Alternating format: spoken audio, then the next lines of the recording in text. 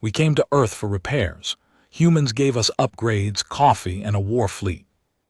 The first thing Navigator Kael'vas noticed about the planet was how loud it was. Not in the electromagnetic sense. The Dominion's long-range scanners had cataloged Earth's radio chatter for decades, a chaotic blizzard of compressed data packets, analog noise, satellite uplinks, and what appeared to be billions of humans simultaneously transmitting pictures of their food. No, the loudness Kael'vas meant was something the instruments could not measure, something that pressed against the hull of the Voss Singer like a hand flat against glass. A warmth, a density. The planet lived at a frequency the Dominion had no word for. He noticed it the moment the ship dropped below the thermosphere and the static cleared. The numbers changed. Every species the Dominion had cataloged showed up on his neural overlay as a set of predictive metrics: population stability, technological tier, threat probability, resource yield, diplomatic utility, clean columns, rational values. Earth humans had always read as chaotic noise when processed through the standard Dominion classification matrix, which was why the High Council had flagged them as Category 7, unpredictable variable, low priority, not worth conquest, not worth contact, worth monitoring at a distance, and, if they became inconvenient, worth a single sterilization pass from a Tier 4 obliterator drone. That had been the plan for the last 40 years. Kael'vas had never agreed with it, but he was a navigator, not a counselor. His opinions had the weight of interstellar dust. He watched the numbers now as the Voss Singer descended on emergency power, hull plates groaning, 2 of the 4 drives completely dark, the third pulsing like a dying heart. The fourth was what had gotten them here, limping, barely controlled, a trajectory that had taken 3 days to calculate and had still missed their intended landing zone by 62 kilometers. They were coming down in a place the human maps called Colorado. Mountains. Sparse population. Good. The Voss Singer was not in any condition to explain itself to a major human settlement. The ship's weapons were offline. The communication array was partially fused. The crew of 11 was alive, but 3 of them were injured in ways that would require a full medical bay, which was also offline. The landing was brutal. Kael'vas braced against his harness and watched through the forward screens as pines the size of Dominion temple columns snapped under the belly of the ship. A ridge, a valley, a long, grinding slide through frozen earth and rock that scattered debris across 2 hillsides before the Voss Singer finally stopped moving with a sound like a planet swallowing a scream. Silence. Then, somewhere in the back of the ship, someone said something in Veth Koran that translated roughly as, "Well, that was suboptimal." Kael'vas unclipped his harness, checked his oxygen readings out of habit. The atmosphere was breathable barely. The cold was extreme, and pulled up his overlay. The numbers had changed again, or rather, they were doing something they had never done before. They were moving. Dominion metrics were static observations. You aimed your overlay at a subject, the system returned values, done. But here, in the thin, cold air of this valley in the mountains of Colorado, the numbers around him were alive. Not the ones on his instruments. The ones he was seeing with his own neural interface, the deep scan perception system every Dominion navigator received at induction, the one that let them read the probability signatures of a system, a sector, a species. He blinked, looked at a pine tree. The tree's metrics were stable, expected. Then he looked at the tree line where something was watching him. A human standing at the edge of the pines, holding a long tube that his threat assessment registered as a hunting projectile weapon. Male, adult, based on the thermal signature, recently arrived, probably drawn by the sound of the crash. The human's numbers were doing things Kael'vas could not explain. He'd seen millions of Dominion citizen metrics in his career. The numbers over a Dominion officer were crisp, hierarchical, organized by rank and function. A tidy lattice of who you were supposed to be. The numbers over subjugated species were dimmer, compressed. their potential capped by the computational weight of the Dominion's categorization. But this human's numbers were not tidy, and they were not dim, and they were certainly not capped. They were fractal. Every time Kael'vas thought he'd found the edge of the signature, it extended further, layers underneath layers, potentials branching into probabilities branching into possibilities. The system literally did not have classification bins for. His overlay kept throwing an error code he'd never seen before. Range exceeded. Subject complexity beyond standard parameters. He stared at the human. The human stared back. Then the human said, in a flat voice that carried no particular fear, "You okay in there?" His name was Garrett Moss, 44 years old. Army veteran, two-tour left leg rebuilt from knee to ankle with titanium after a roadside bomb in a country that no longer made the news.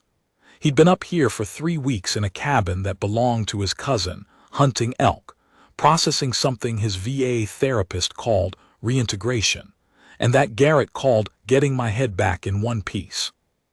He had a rifle, a satellite phone with a cracked screen, enough food for a month, and as he told Kael'vas approximately 40 minutes after the crash, once it became clear that the alien was not immediately hostile, and that his rifle was not going to be particularly helpful if it was very little patience for things that didn't make sense.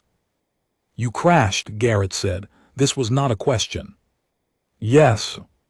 In my valley. We did not select the location deliberately." "How many of you?" 11, 3 require medical attention, 2 critically." Garrett's jaw moved slightly. He had a face that had been worked over by weather and time, deep lines around the eyes, a jaw that looked like it had been set once after being broken, a quality of stillness that Kael'vas associated with predator species. He was not afraid. That was the most remarkable thing. Kael'vas had made official first contact with 7 species in his career. Every one of them had been afraid. Most of them had attacked. 2 had offered prayers. 1 had immediately attempted to surrender their entire planet. Garrett Moss said, "Can you walk?" "Yes." "Follow me." The cabin was 3 kilometers through timber. Garrett walked at a pace that accounted for the fact that Kael'vas had never walked in snow before and kept falling through crusts of ice that Garrett stepped over without apparent thought. He didn't slow down. He didn't mock the difficulty. He just kept moving and occasionally said, without looking back, things like "ice ledge to your right" and "duck here" as they passed under a deadfall. He had a thermos on his belt and he paused once to drink from it. And the smell that reached Kael'vas's olfactory sensors was bitter and dark and complex, and his overlay returned 0 results because the Dominion had never cataloged it. "What is that?" Kael'vas asked. "Coffee. Coffee. You want some?" Kael'vas had been briefed extensively on human food. The briefing materials described it as chemically erratic, caloric excess normalized, culturally significant in ways that defy nutritional analysis. He took the thermos, drank. The effect was immediate and baffling. His entire neurological system seemed to sit up straighter. "That is," he paused, "that is a remarkable compound." "Yeah," Garrett said. He took the thermos back without ceremony. "Best thing we ever made." The cabin was warm. It smelled of pine sap, gun oil, and something that turned out to be a cast-iron pot of elk stew that had been simmering since morning. Kael'vas spent 20 minutes on the satellite phone. Garrett showed him how to use it with a patience that suggested he had explained technology to confused people before, reaching the Voss singer. 2 of his crew died before he got through. The 3rd critical was stable. The others were mobile. He gave them the coordinates and told them to move carefully and to leave the weapons. "Why leave the weapons?" asked Senior Officer Deathmar over the crackling line. "Because," Kael'vas said, watching Garrett ladle stew into 2 bowls without being asked if Kael'vas was hungry, "we are guests." Deathmar was quiet for a moment. "Navigator, this is a Category 7 species." We do not have guest protocols for Category 7s. We do now. The 9 surviving crew of the Voss-Singer arrived at the cabin over the next 6 hours in groups of 2 and 3, each of them looking exactly as Kale Voss had felt at the tree line, the particular blankness of a being whose threat assessment software has thrown an error it cannot resolve. They were Dominion officers, career military scientific, most of them. They had stood in front of things that could eat their ship. None of them had ever stood in front of a human. Garrett Moss fed them all. He did not have enough bowls, so he gave them the pot and mugs and the 1 extra plate and a collection of mismatched containers, and he put coffee on, 4 pots of it, and he dug through his supplies and found things that turned out to be protein bars and jerky and crackers, and passed them around with the absolute certainty of a person who has fed people in worse situations than this. He did not ask them what they wanted. He read the room and he moved through it and things happened. Kale Voss watched his crew's numbers. Every Dominion officer had the same lattice signature, that tidy hierarchical metric structure that the Dominion's classification system produced when it ingested a being: status, function, threat probability, value yield. But when the humans in his crew's proximity changed, those numbers shifted slightly, and not in the direction of threat suppression. In the direction of, he searched for the word. The closest Dominion concept was Veth Sauron, which translated to something like unexpected resource recalibration. But that was too cold for what he was observing. What he was observing was closer to what happened when a Dominion navigator, after years in deep space, came home. Reorientation. The numbers that had drifted cold were finding north again. Garrett crouched next to a young officer named HFY, who had a deep laceration along her left side and had been refusing to show pain for 3 hours. He looked at the wound without touching it. He did not say anything for a moment. Then he went to a cabinet and came back with a kit and clean cloth and water that he'd heated, and he said, quietly, "This is going to sting." As if that warning were a courtesy, as if the fact that she was a being from a civilization that had been in space for 8,000 years was irrelevant to the basic fact that she was hurt and he was going to help. HFY's numbers fractaled. Kale Voss had to look away. He pulled out his personal log and began writing, which was not protocol. Navigators filed official reports, not personal observations. But the personal log had been running since the crash, and he couldn't stop it now. These beings do not organize themselves the way we organize. There is no observable hierarchy in the way the human organizes care. He does not help the senior officers first. He does not calculate worth. He simply moves toward the wound.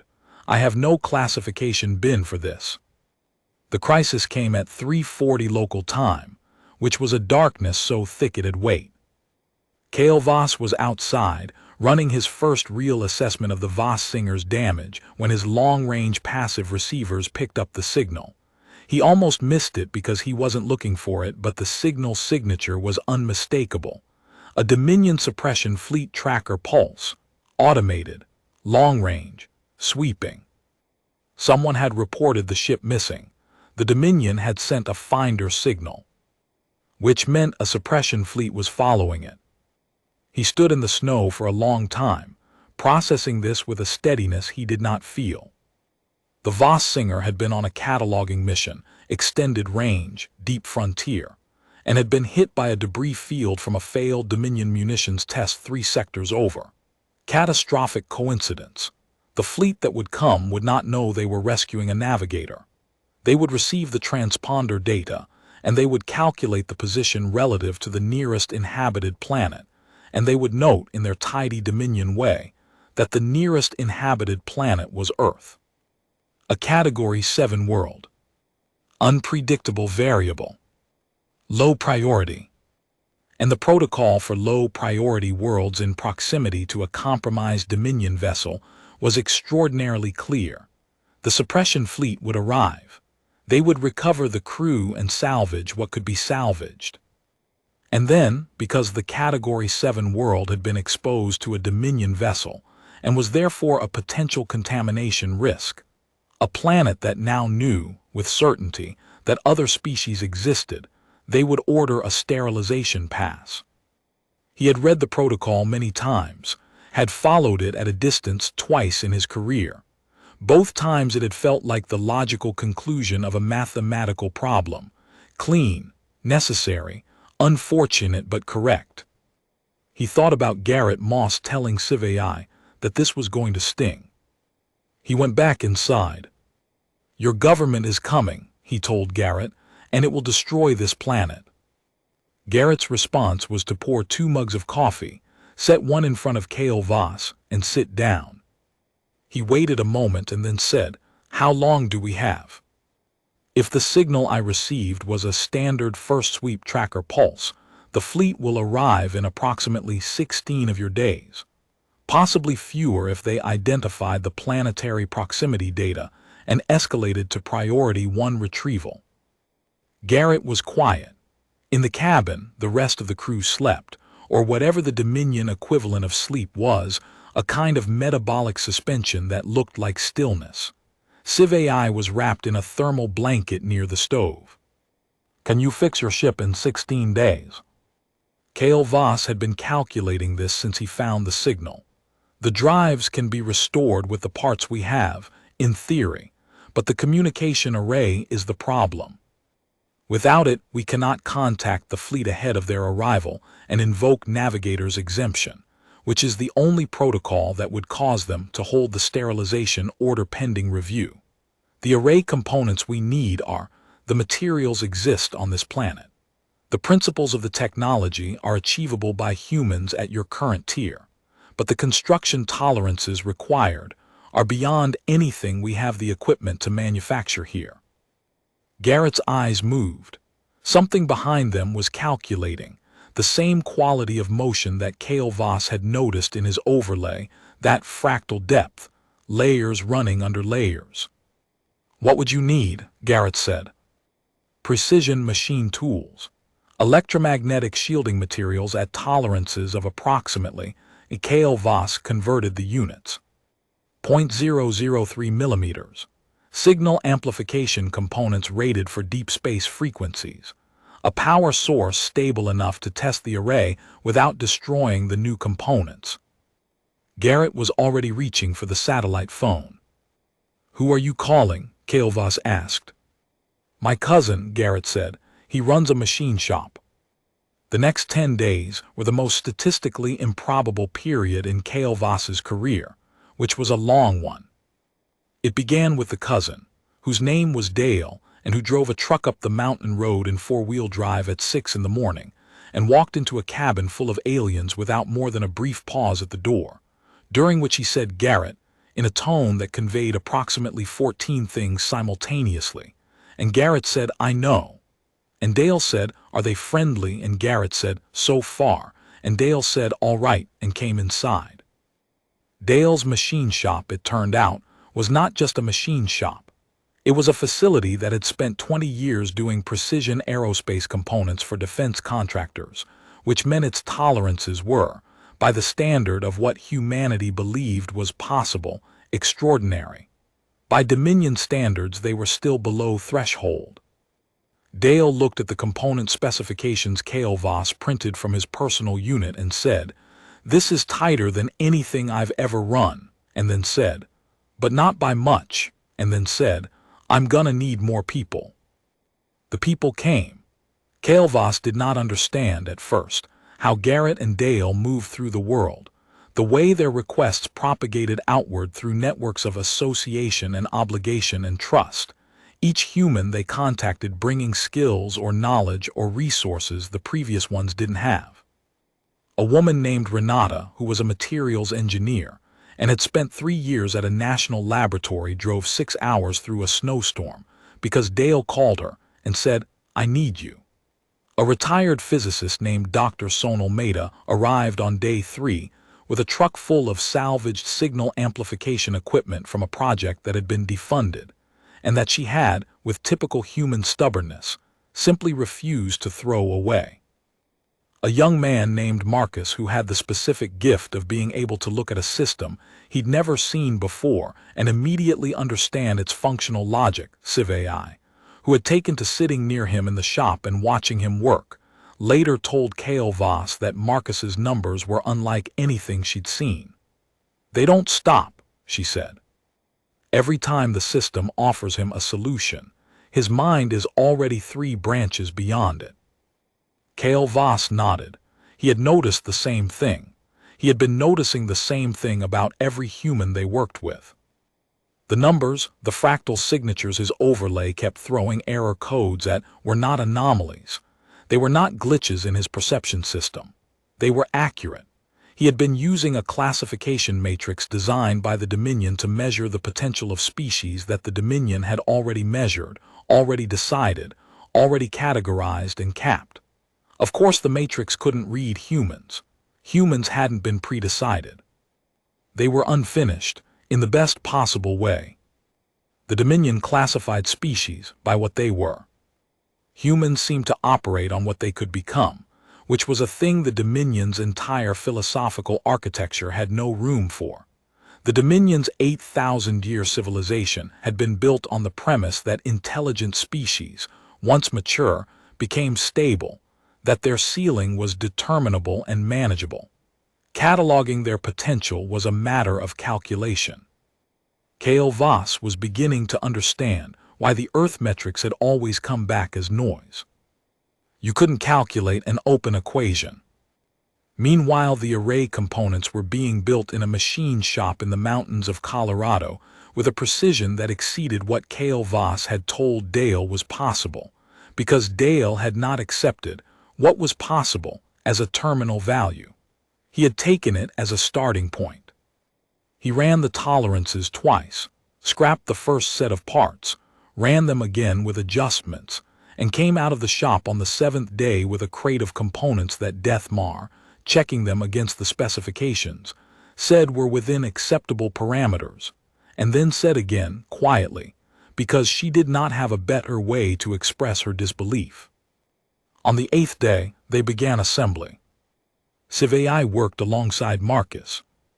Dr. Maida and 2 of the Dominion's technical officers built the signal amplification stage together on a workbench covered in coffee mugs and component diagrams, switching languages, Dominion technical notation, and human mathematics, which turned out to be structurally similar enough that communication was possible once they stopped trying to translate and started simply doing the work side by side.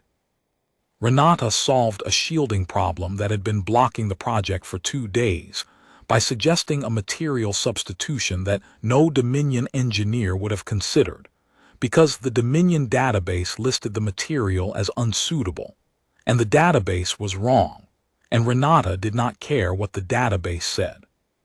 Kale Voss rebuilt the array's core housing with his own hands. He had not done physical technical work in 20 years. Navigators delegated, but he could not delegate this, and he did not want to. There was something in the act of building the thing that would call off the fleet that would come to kill these people, something in the specific weight of the components, the smell of the machine oil and the coffee and the pine, the sound of Dale's radio playing something with a steady bass line that made the floor of the shop vibrate faintly, that required his hands. Required him present in a way that filing a navigator's report did not. He worked and thought about the numbers.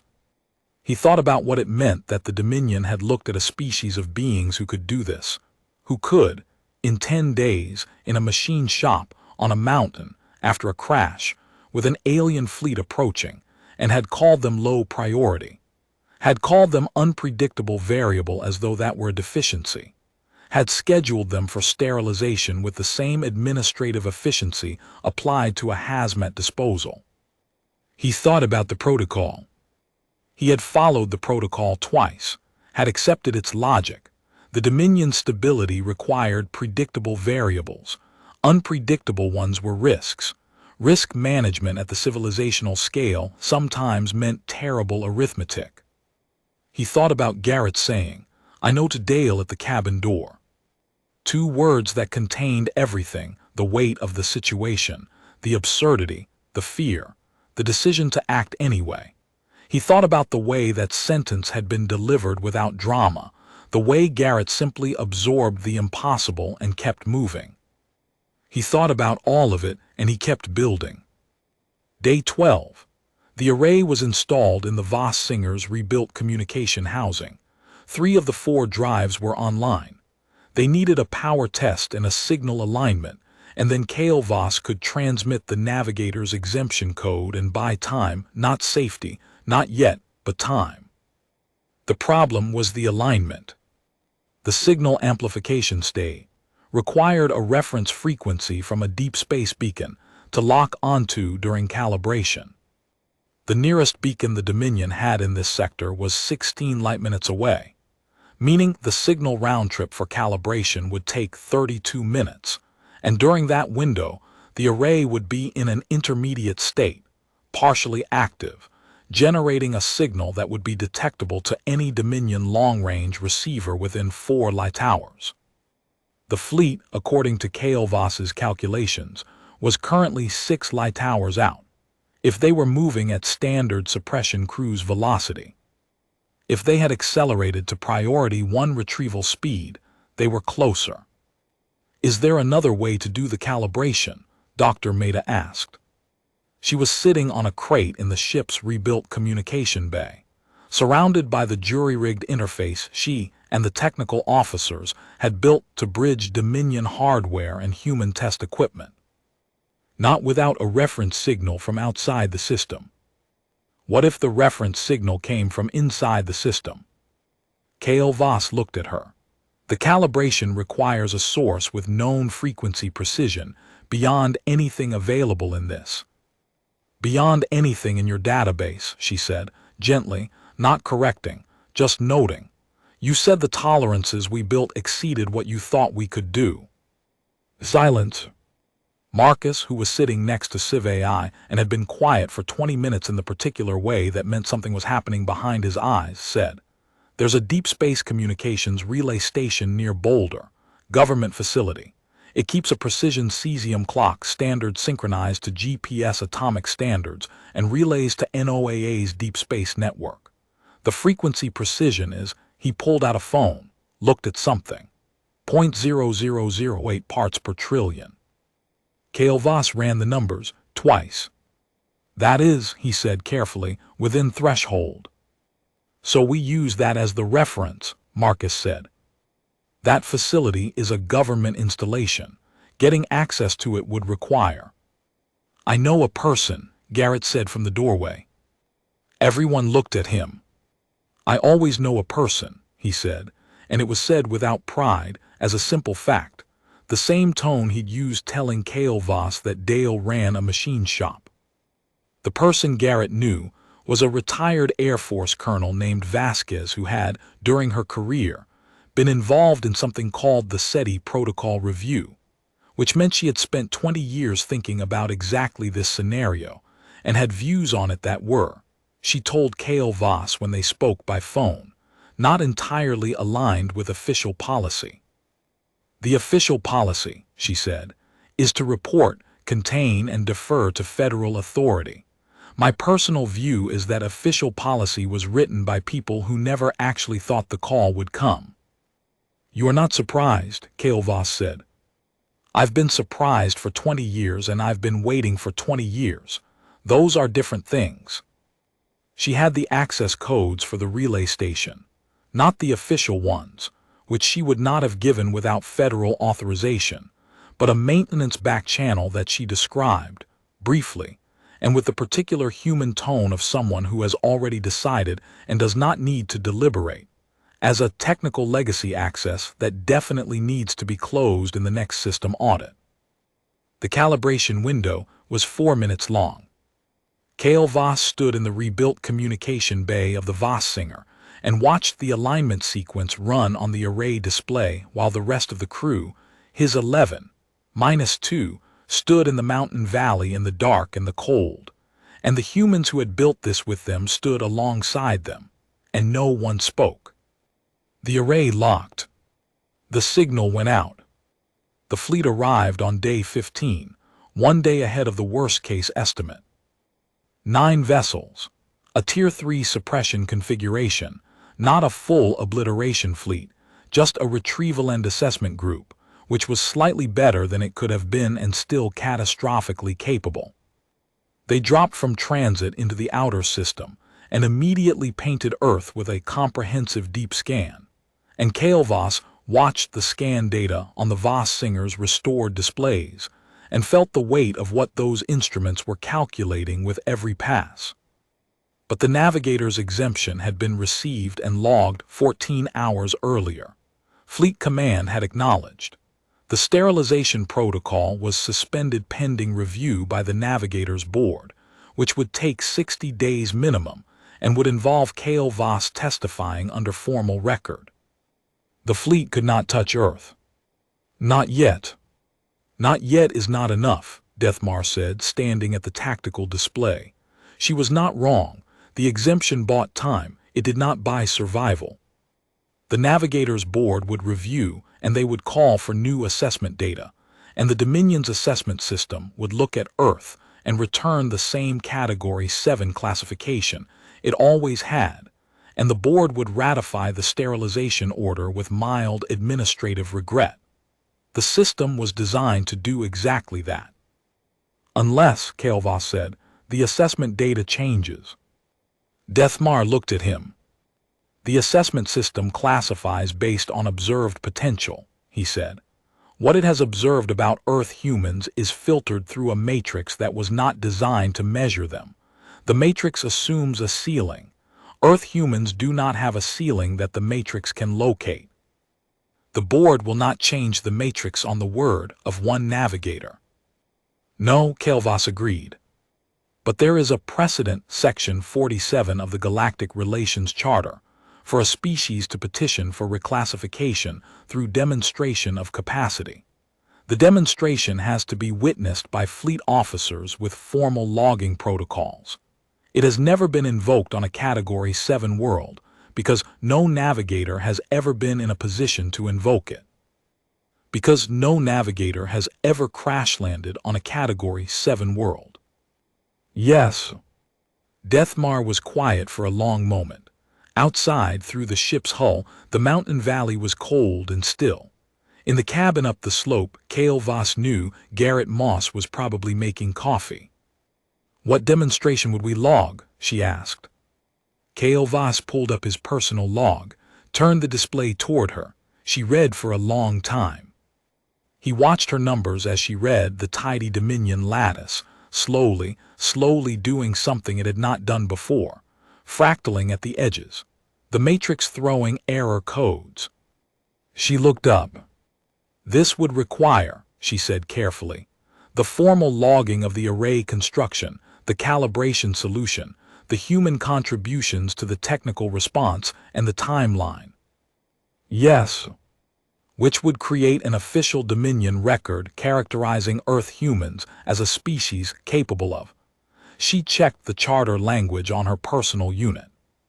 Novel technical synthesis, cooperative problem-solving across intelligence tiers, and resource deployment under existential duress.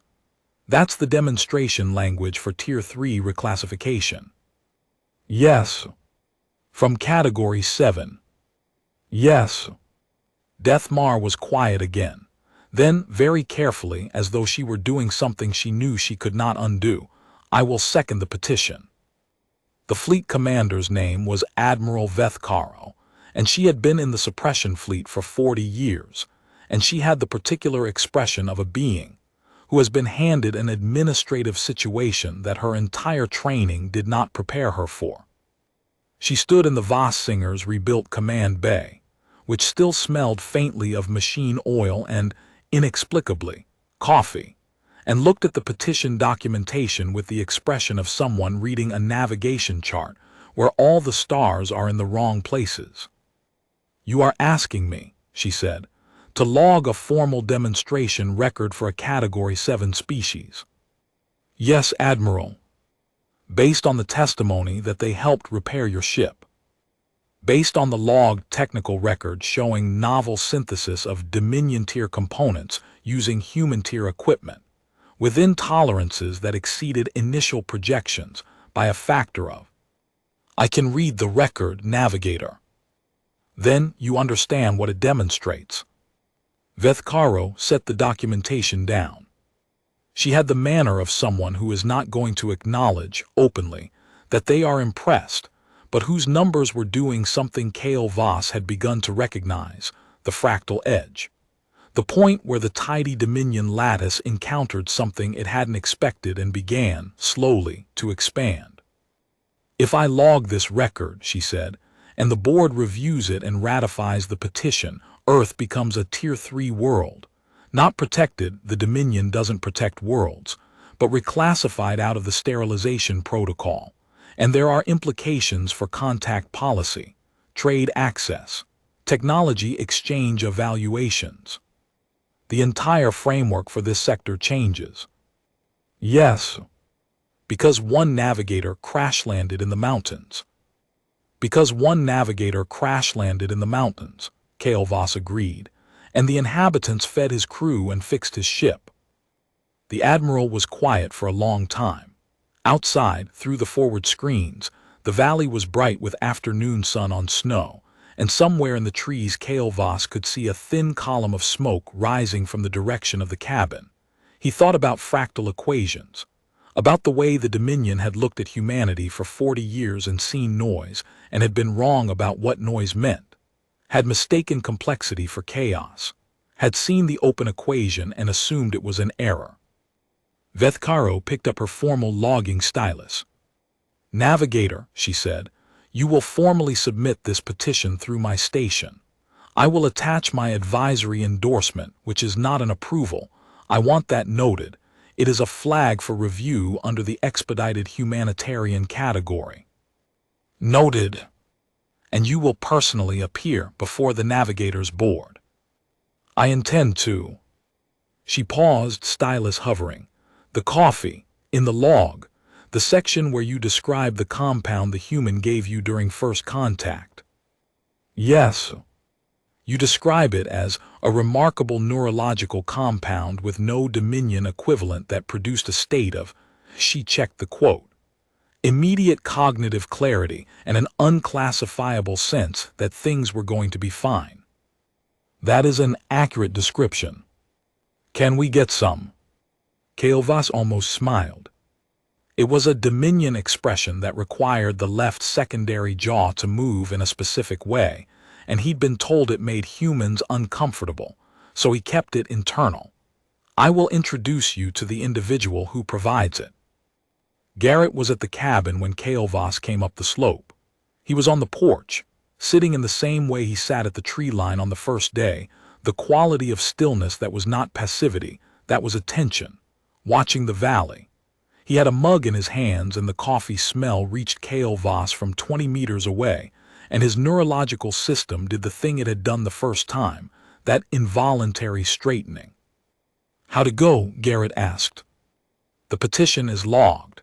The fleet will remain in the outer system pending board review. The sterilization protocol is suspended.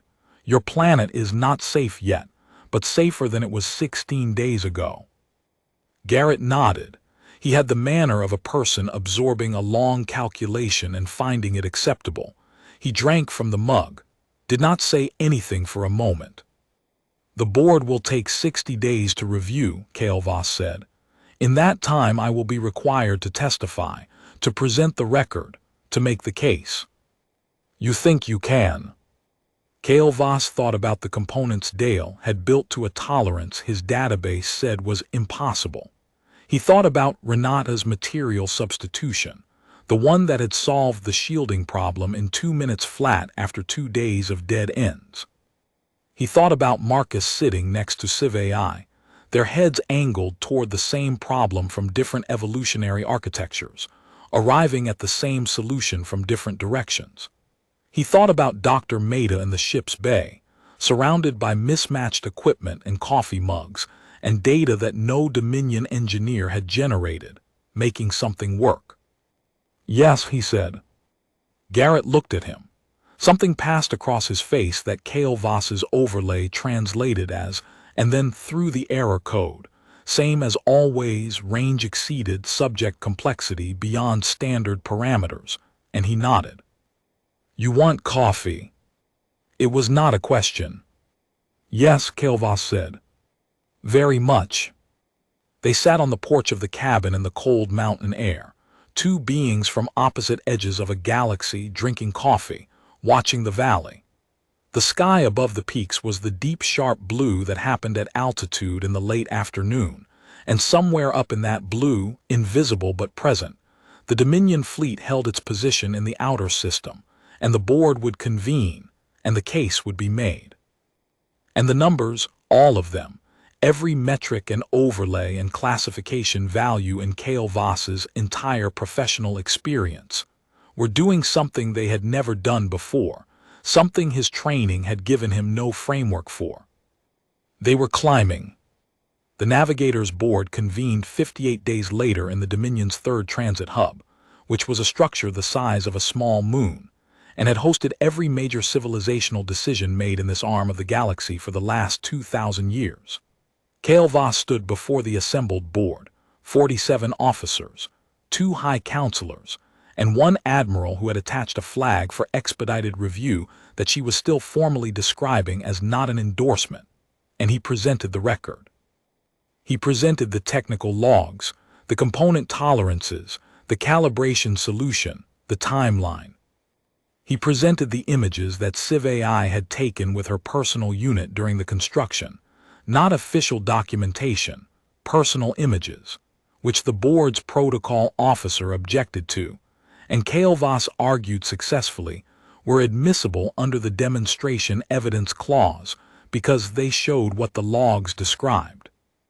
He presented Dr. Maida, explaining the material substitution in a recorded debrief she had given him the morning after the calibration, speaking in precise, clear language about why the Dominion database entry for the material was wrong and how she knew, and what it meant. He played the recording of Marcus.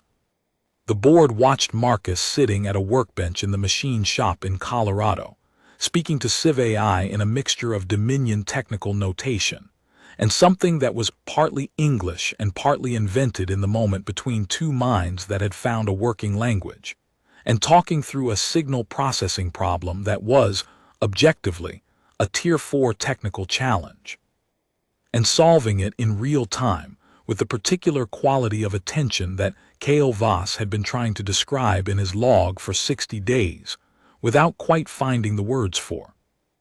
The board was quiet for a long time after that recording ended. The senior high counselor, a being so old that Kael'thas had met her predecessor's predecessor, said, "The classification matrix returned error codes." Yes. Repeatedly. Yes. For every human subject your crew encountered in meaningful proximity. Without exception. She was quiet. Around her, the board had the particular stillness that Kael'thas associated with beings processing something that does not fit in their existing framework. He knew the feeling. He had felt it on a mountain in Colorado, standing in the snow in front of a man with a rifle and a thermos. "The matrix is not broken," he said. "I want to be precise about this. The matrix functions as designed. It measures what it was designed to measure. The error codes are not system failures. They are accurate outputs. They mean this subject exceeds the measurement range." "No species exceeds the measurement range," the counselor said. This was a statement of doctrine, delivered automatically, the way all Dominion doctrine was delivered, as fact rather than belief, because in the Dominion there was no formal difference between the two. "This one does," Kael'thas said, "because we designed the range to measure species we had already decided were finished, species whose ceiling we had already calculated. We made the matrix after we had already made the decision, and the decision was, maturity means stability, stability means a determinable ceiling, and anything beyond that ceiling is noise." He paused. "Earth humans are not finished. That is not a deficiency. It is the most significant observation in 8,000 years of Dominion cataloging, and we have been calling it an error. The board deliberated for 11 hours. Kael'vas waited in an anteroom with a cup of something the transit hub's nutrition system claimed was a reasonable substitute for coffee, and which he could confirm was not. He thought about Garrett at the tree line, Garrett on the porch, Garrett passing the thermos over without ceremony, as if the act of sharing something good with something that needed it was simply what you did always without calculation. He thought about the protocol, thought about the two worlds where he had watched it executed, thought about whether those worlds had also had something the Dominion classification matrix could not measure, thought about all the error codes that had been thrown over 8,000 years and filed away as instrument malfunction and never reviewed. The board returned. The reclassification was approved. Earth was elevated from Category 7, Unpredictable Variable Low Priority, to Contact Candidate, Open Potential Provisional Diplomatic Engagement Status, which was not, as Kael'vas had told Veth Karo, protection, but it was a thing the Dominion had granted exactly 11 times in its entire history. It meant, we do not know what this species will become. It meant, we cannot calculate the ceiling. It meant, we are, for the first time in the organizational memory of this civilization, choosing not to decide. It meant we're going to wait and see. The High Counselor, as Kael'vas was leaving, stopped him. The compound, she said, the human neurological compound. The navigator's log describes its effects at some length. Coffee, he said. We would like a supply established. I will make the arrangements. And navigator, she paused. She had the quality of someone who is about to say something that will not appear in the official record. Your log, the personal observations. She seemed to search for the appropriate term. The sections about the fractal signatures. About the open equation. Yes. They will be reviewed by the Classification Research Division. I know. It may result in a fundamental revision of the matrix. I know. She looked at him for a moment in the particular way of someone who has been at the center of civilizational decisions for so long that they have learned to see the long arc of them. You crashed a ship on a Category 7 world, she said, and you are leaving with a revised matrix and a diplomatic contact framework and a supply chain for a neurological compound. And a war fleet, Kael'vas said. She stopped. I'm sorry. There is a clause in the Contact Candidate Status Protocol, he said. Section 12. Provisional Diplomatic Engagement entitles the candidate species to request a formal assessment of their defensive capacity, which if below Tier 3 threshold triggers an automatic Dominion advisory mission, which includes the assignment of a fleet escort during the provisional period to prevent third-party interference in the diplomatic process. The counselor was very still. Earth is below Tier 3 threshold, Kael'vas said, by a significant margin. The fleet escort provision is not optional once contact candidate status is granted. It activates automatically. You, the counselor said slowly, use the reclassification to trigger the protection clause. I use the reclassification to accurately represent a species that the Dominion has been misrepresenting for 40 years, Kael'vas said. The protection clause is a consequence of accuracy. She looked at him for a long time. Her numbers were doing the thing, the fractal edge, the error code stacking at the boundaries of the lattice. Range exceeded. He almost smiled again. Let it show this time. Remarkable, she said very quietly. That is the word, Kael'vas agreed. That is exactly the word. The message to Earth went out through the Vossinger's array, the one Dale had built, and Dr. Maida had calibrated, and Renata had shielded, and Marcus had solved.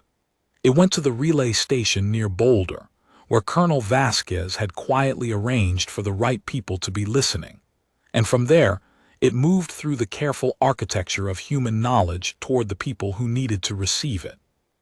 What Kael'vas actually sent, translated from Dominion formal diplomatic notation, was this. To the people of Earth, I am Navigator Kale Voss of the Dominion Survey Corps. Your world has been reclassified as Contact Candidate, Open Potential. Under Dominion Charter, this status entitles you to provisional diplomatic engagement, the protections thereof, and a formal fleet escort during the provisional period, which has been assigned and will arrive in your outer system within one solar cycle. You have questions. So do we. I suggest we answer them together. I am told the first meeting should involve coffee. I have been instructed that this is non-negotiable. He got a reply 14 hours later, routed through Vasquez's back channel, from a number he didn't recognize. It said, "How much do you need?" Garrett. Kale Voss sat in the Voss Singers rebuilt command bay, in the mountain valley in Colorado, in the deep dark of a planet that was, for the first time in its history, known to the galaxy, and did not correct for Dominion formal protocol, and did not calculate the diplomatic weight of his response. He wrote all of it. And above him, through the patched hull and the cold, thin atmosphere and the vast dark between stars, the fleet turned toward Earth, not to destroy, but to stand between it and the ones who would. The formal contact delegation arrived 41 days after the board's decision, which was fast by Dominion standards and felt, to Kale Voss, like watching the galaxy hold its breath and then, slowly, exhale. He was there for it. He had stayed on Earth during the board deliberation at the explicit request of the Dominion's Diplomatic Preparation Office, which needed him present for the preliminary contact assessment. Meaning, they needed him to answer questions about humans from humans, which was a thing he had not expected to be doing when the Voss Singer had begun its fall through the atmosphere of Colorado. But here he was, in a conference room in a city called Geneva, drinking coffee from a small white cup, watching 12 humans from 12 different governments look at him across a table. The numbers above their heads were extraordinary. He had not stopped noticing this. He suspected he would never stop noticing it. Every human, every time, the same cascade of fractal complexity that his overlay could not contain, the same error code stacking up at the edge of the signature. Range exceeded. Subject complexity beyond standard parameters. 47 diplomats and officials and military advisors, and one scientist who had spent her entire career preparing for exactly this meeting and was, Kale Voss could tell, experiencing the most acute form of a specific human condition he had been cataloging for 60 days, and had finally found the right word for: vindication. Her name was Dr. Priya Nair, and she had written the most complete theoretical model of how first contact should be managed that any human had produced, and it was wrong in approximately 200 specific details, because it had been written without the benefit of having met any actual aliens, and she was the first person in the room to tell him this, openly. With the quality of attention that he associated with human experts, who had discovered that the thing they knew most about was more complicated than they thought, and had decided to be delighted about it rather than defensive. "The assumption I got most wrong," she told him during a break, both of them standing near a window that looked out over a gray European city in early spring, was the communication barrier. "I modeled extensive translation failures, mutual incomprehension, years of slow linguistic decoding." "Your models were not unreasonable given available data," Kale Voss said. "But you speak English." Dominion Survey Corps navigators are required to be proficient in the most widely distributed communication protocols in their survey sectors. Earth has been broadcasting for 80 years. English has the largest single signal footprint of your language group. We have had 80 years of data. He paused. Your entertainment media was particularly instructive. She laughed. It was a sound he had encountered many times in 60 days, and he still found it arresting. The way human laughter engaged the whole body, changed the face completely, seemed to arrive without premeditation. "What specifically?" "There is a long-running serial drama about a physician who solves unusual medical cases through logical deduction. We used it extensively in our language and cultural modeling.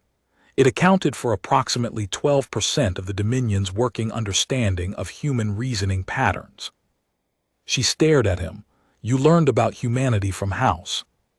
It was consistent, high volume, syndicated in 37 languages. She turned toward the window and her shoulders moved in a way that meant she was trying not to laugh harder. That, she said, is going in my revised model. He liked Dr. Nair. He had been cataloging, privately, the humans he had met and attempting to understand what it was about them specifically that kept throwing the Matrix into error. It was not, he had concluded, a single trait. It was not ingenuity alone, or adaptability alone, or what Garrett would call stubbornness, and what the Dominion would call error persistence beyond rational threshold. It was the combination. It was the way these traits did not cancel each other out but compounded. A Dominion engineer given an impossible specification would calculate the impossibility and report it. Dale had taken the impossibility as a challenge parameter and adjusted.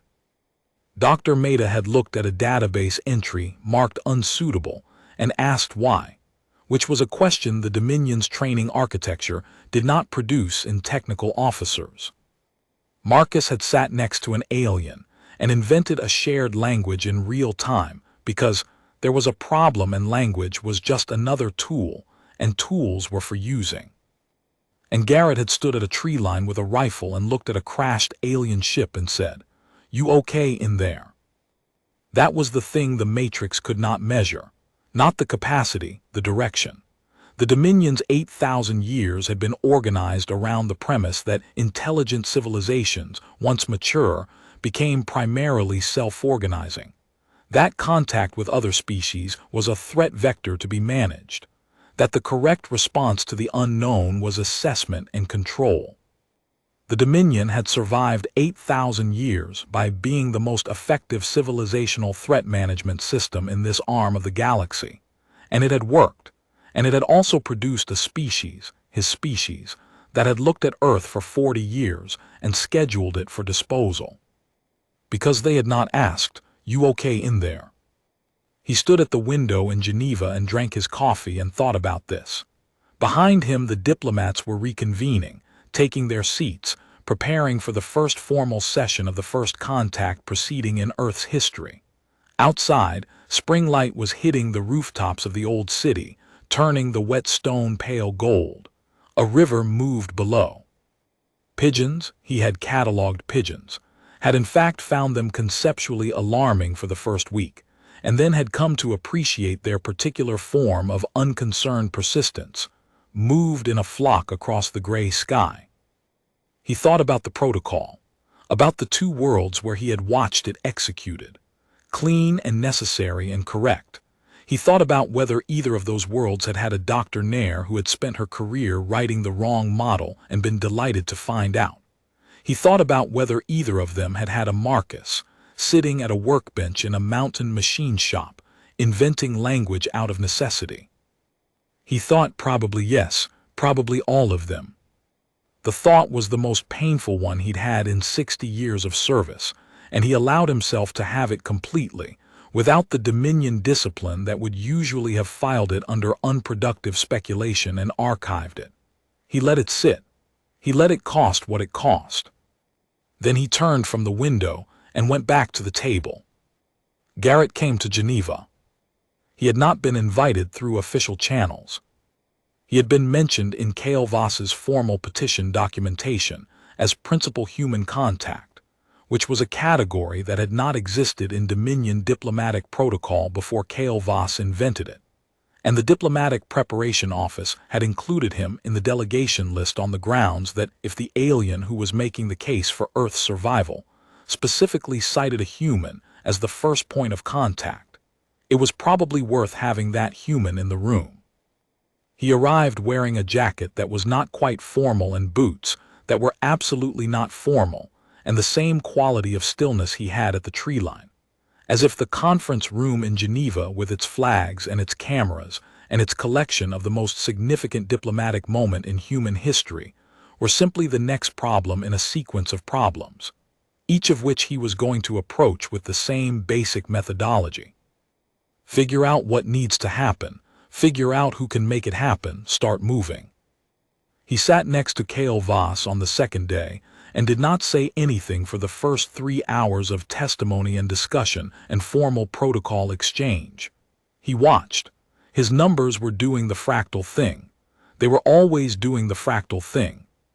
Kale Voss had come to think of it as Garrett's natural state, a permanent condition of open potential, of being so fully present in the moment that the future extended from him in every direction at once.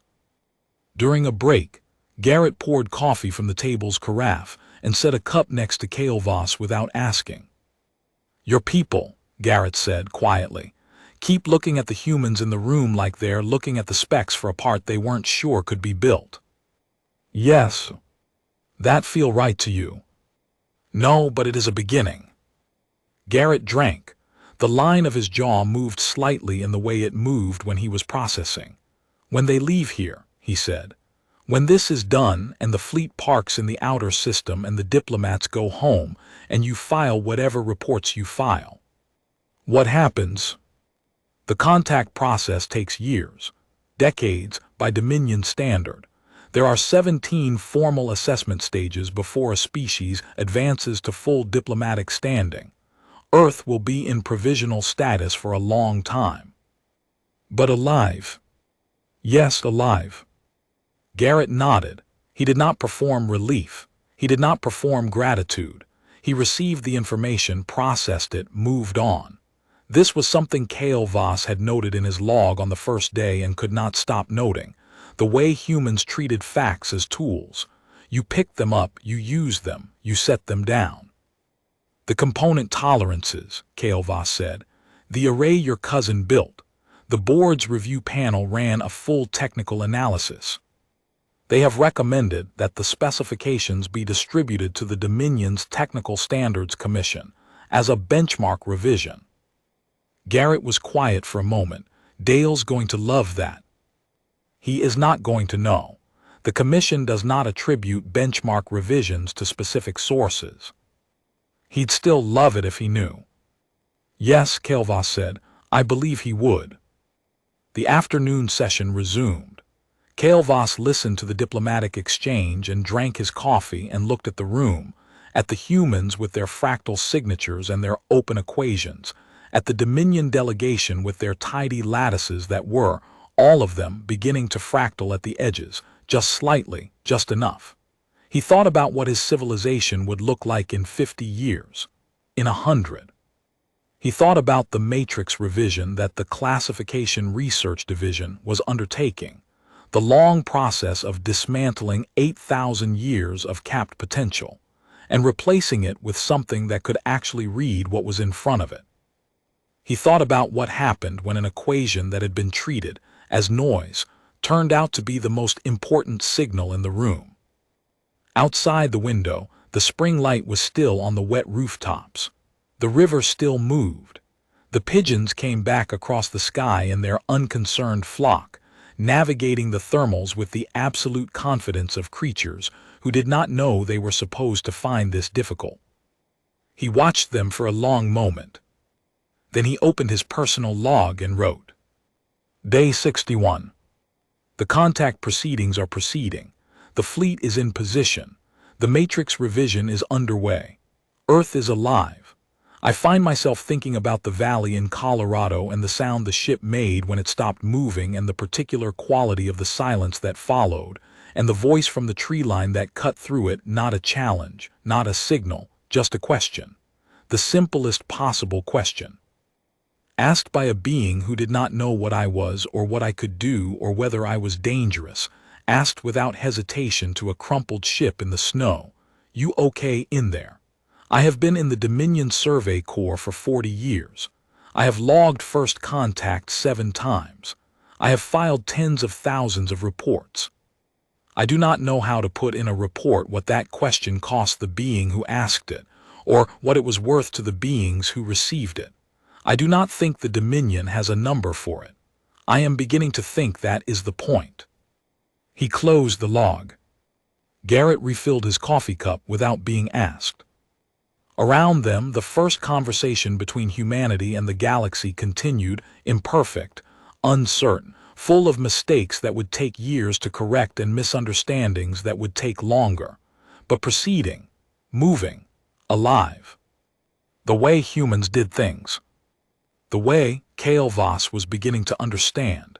Everything worth doing had always been done.